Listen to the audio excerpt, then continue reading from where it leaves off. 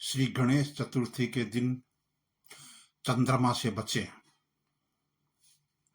यदि भूल से श्री गणेश चतुर्थी के दिन चंद्रमा के दर्शन हो जाएं तो मिथ्या दोष से बचाव के लिए यहाँ नीचे दी जा रही है कथा का श्रवण अवश्य करना चाहिए। प्रिय श्रोताओं, वीडियो को अंत तक देखें तथा वीडियो को लाइक और शेयर करें।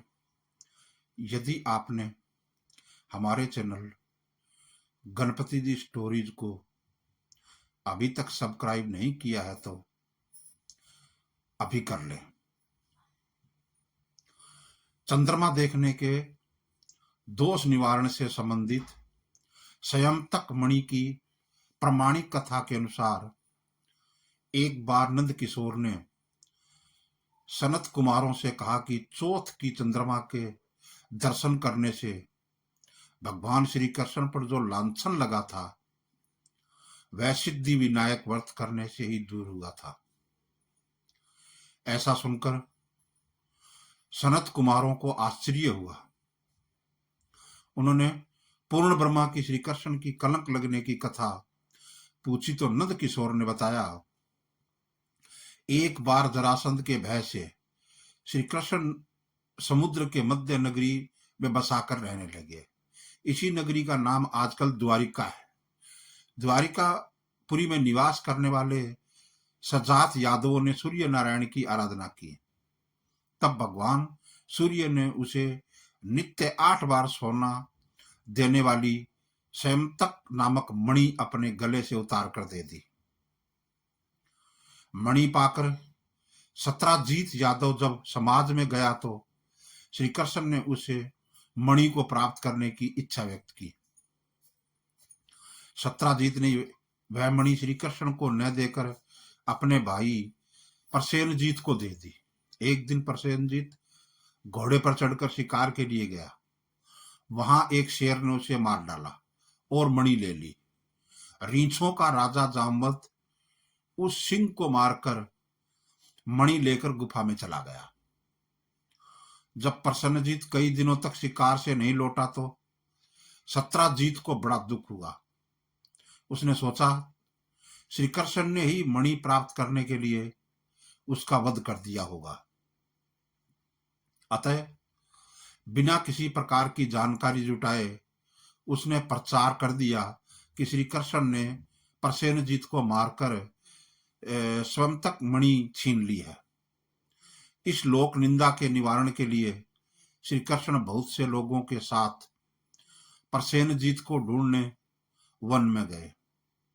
वहां पर प्रसेनजीत को शेर द्वारा मार डालना और शेर को रीछ द्वारा मारने के चिन्ह उन्हें मिल गए। रीछ के पैरों की खोज करते करते वे जामवंत की गुफा पर पहुंचे और गुफा के भीतर चले गए। वहां उन्होंने देखा कि जामवंत की पुत्री उस मणि से खेल रही है। श्री कृष्ण को देखते ही जामवंत युद्ध के लिए तैयार हो गया। युद्ध छिड़ गया। गुफा के बाहर श्री कृष्ण के साथियों ने उनकी 7 दिनों तक प्रतीक्षा की। फिर वे लोग उन्हें मर गया जानकर पश्चाताप करते हुए द्वारकापुरी लौट गए। इधर 21 दिन तक लगातार युद्ध करने पर भी जामवंत श्री कृष्ण को पराजित नहीं कर सका।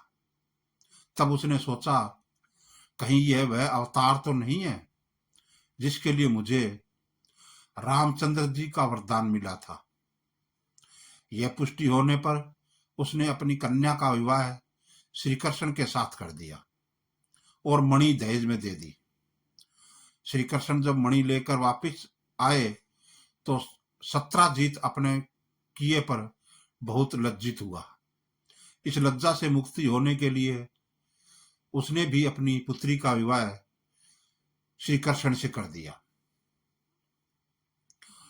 कुछ समय के बाद श्री कृष्ण किसी काम से इंद्रप्रस्थ चले गए।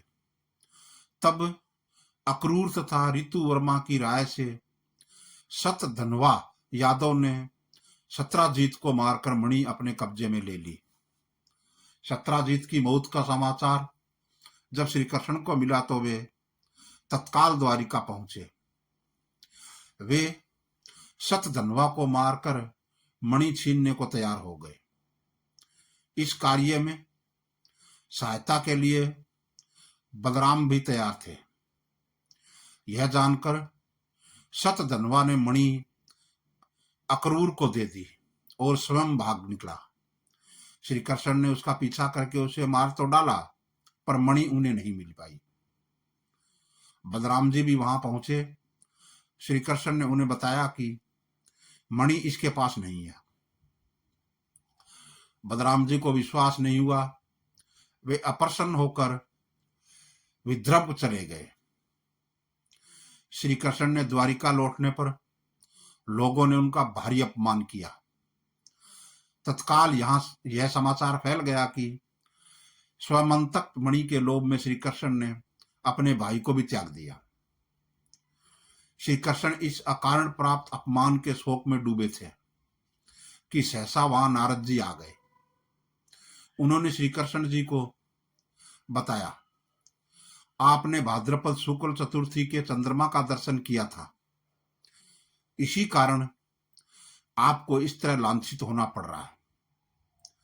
श्री कृष्ण ने पूछा, चौथ के चंद्रमा को ऐसा क्या हो गया जिसके कारण उसके दर्शन मात्र से मनुष्य कलंकित होता है। तब नारद जी बोले, एक बार ब्रह्मा जी ने चतुर्थी के दिन गणेश जी का व्रत किया था।